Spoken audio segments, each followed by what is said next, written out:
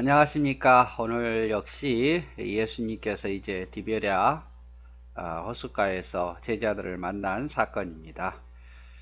예수님께서 부활하신 후에 이제 마리아에게 나타나시고, 그리고 이제 두려워 떨고 있는 제자들에게 한 번 또 나타나시고, 나중에 도마가 있을 때에 또 제자들에게 나타나시고, 또 예루살렘에서 여리고로 내려가는 그 길 위에서 제자들에게 나타나시고, 이렇게 예수님께서 이제 부활하신 후에 나타나시는데, 오늘이 이제 디베랴 호숫가에서 부활하신 예수님이 제자들에게 나타나신 사건입니다. 디베랴 호수는 뭐 다른 곳이 아니라 갈릴리 호수를 이야기하는 거고, 갈릴리 바다라고도 이야기하죠. 그 다음에 게네사렛이라고도 말합니다. 똑같은 호수를 뭐 갈릴리, 또 디베랴, 게네사렛 이렇게 이름만 각자 지역에서 다르게 불렀다는 것을 우리가 기억해야 될 거고, 이 내용은 이제 요한복음 21장 1절에서 25절에 기록되어 있는 말씀입니다. 요한복음에만 기록이 되어 있죠. 자, 예수님께서 이제 부활하신 후에 제자들에게 나타났습니다.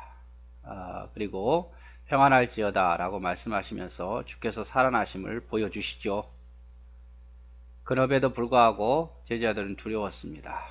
이제 계속 예루살렘에 머물러 있자니 많은 사람들이 자기들을 잡으러 죽일 수도 있는 상황이고, 또 직업도 없기 때문에 먹고 사는 문제도 너무 힘들어서 베드로가 이제 제안을 하죠.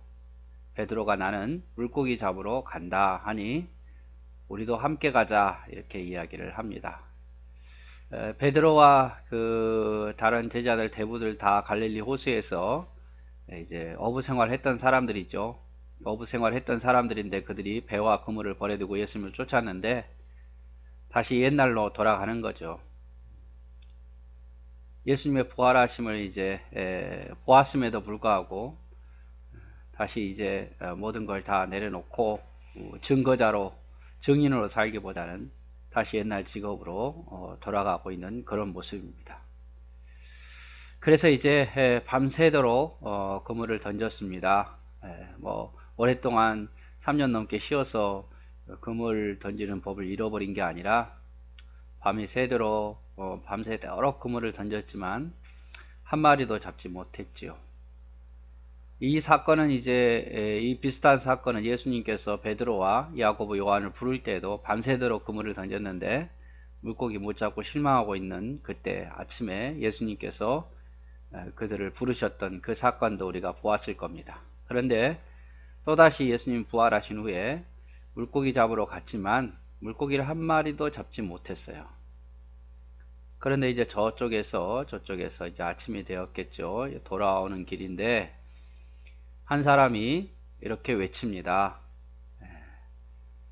그물을 배 오른편에 던지라. 그리하면 얻으리라 하신데 이에 던졌더니 고기가 많아 그물을 들 수도 없었더라. 자그마치 이제 153마리나 물고기가 잡힙니다. 피렘이 153마리 아닙니다. 큰 물고기가 153마리 잡혔기 때문에 한 배에 뭐 한 사람만 탈 리도 없고 여러 사람이 탔는데 그 그물을 들 수 없을 정도로 큰 물고기들이 잡힌 거죠. 그때 이제 직감적으로 느껴지는 거죠. 자기들을 부를 때도 이와 비슷한 모습이었는데 어떤 한 사람이 말한 대로 던졌더니 밤새도록 던졌음에도 불구하고 못 잡았는데 오른편에 던졌더니 그물이 찢어질 정도로 많이 잡히더라 그 말이죠. 순간 예수님이다 이렇게 느낀 겁니다.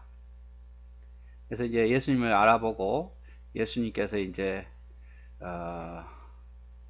그들에게 부탁하기를 지금 잡은 생선을 조금 가져와라 하면서 가져오게 하시고 와서 아침 조반을 이제 제자들과 함께 먹습니다.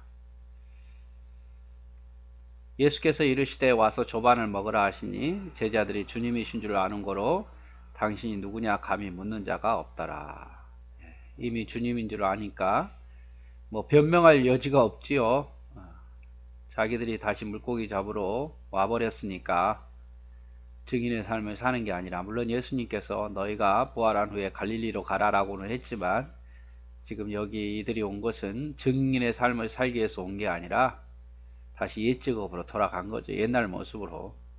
예수님께 무슨 말을 할 말이 있겠습니까? 그런데 예수님께서는 갈릴리 호수까지 가버린 제자들을 찾아가셔가지고 다 아침 조반을 예수님이 다 준비해 놓으신 거예요. 그리고 생선 잡은 거 가져오라 그래서 생선을 같이 구워서 아마 제자들에게 주었을 겁니다. 근데 아침 먹는 내내 누구도 감히 예수님께 뭐라고 할 말도 없고 미안해서도 그렇고 뭐라고 묻는 자가 없더라 그 말이죠. 그저 죄인의 모습으로 예수님 주시는 대로 먹을 수밖에 없는 겁니다. 예수님께서 이제 거기에서 아침 조반을 먹으면서 제자들에게 여러 가지 당부를 또 다시 하셨겠죠.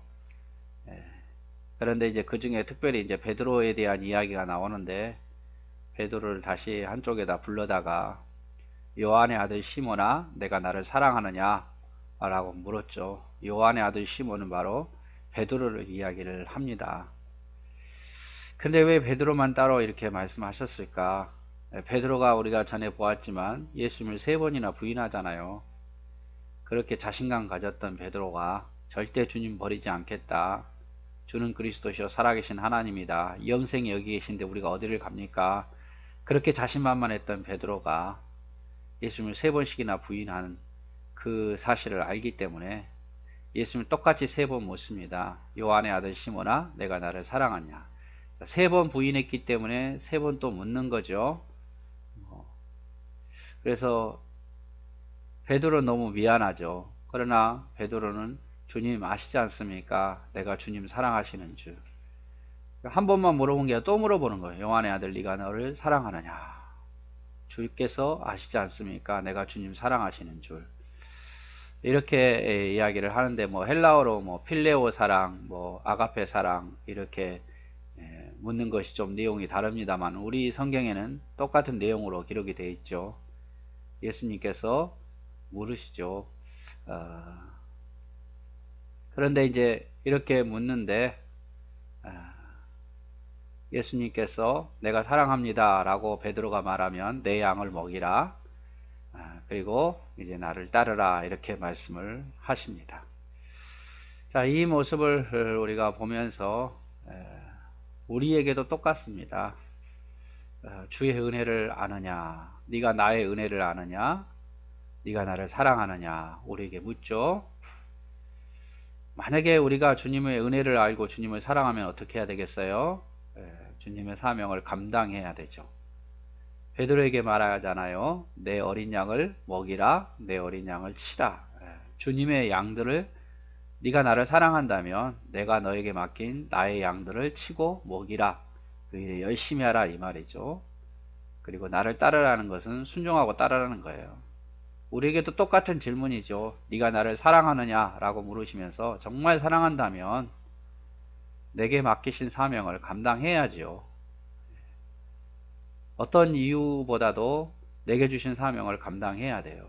그리고 주님을 믿고 순종하고 따라야겠죠. 이것이 주님을 사랑하는 모습 아니겠습니까?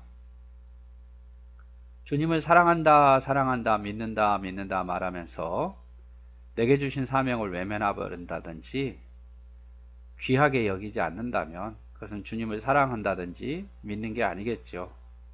또 주님께 불순종한다면, 주님의 말씀에 따라 살지 않는다면 그 역시 주님을 사랑한다고 말할 수가 없겠죠. 오늘날 주님께서 저와 여러분에게 물으실 거예요. 정말 네가 나를 사랑하느냐? 정말 네가 나를 사랑하느냐? 사랑한다면 어떻게 해야 될지 답은 이미 나와 있습니다. 그래서 오늘은 이제 예수님께서 부활하신 후에 제자들에게 또 한 번 나타나시는데, 이때는 이제 제자들이 주님의 증인의 사명을 버리고 갈릴리 호숫가에 물고기 잡으러 옛날로 다시 돌아가 버린 거죠. 그때 예수님 다시 나타나셔서 배 오른편에 그물을 던지라 했더니 물고기가 어마어마하게, 성경에 153마리가 큰 물고기가 잡혔다, 그물을 들 수 없을 정도로 잡혔다 이렇게 표현하죠. 그러면서 제자들에게 다시 격려하고, 특별히 베드로에게 네가 나를 사랑하느냐라고 물으시면서 사랑한다면 내 양을 먹이고 치라. 사랑한다면 나를 믿고 따르라. 이렇게 말씀하시는 겁니다. 우리도 사랑한다면 우리가 열심히 합시다. 내게 맡기신 사명 열심히 하고 누가 뭐라 해서 하는 게 아니라 내가 맡긴 사명 열심히 사명 감당하다가 주님 곁에 갈 수 있는 그런 복 있는 사람이 되기를 바랍니다.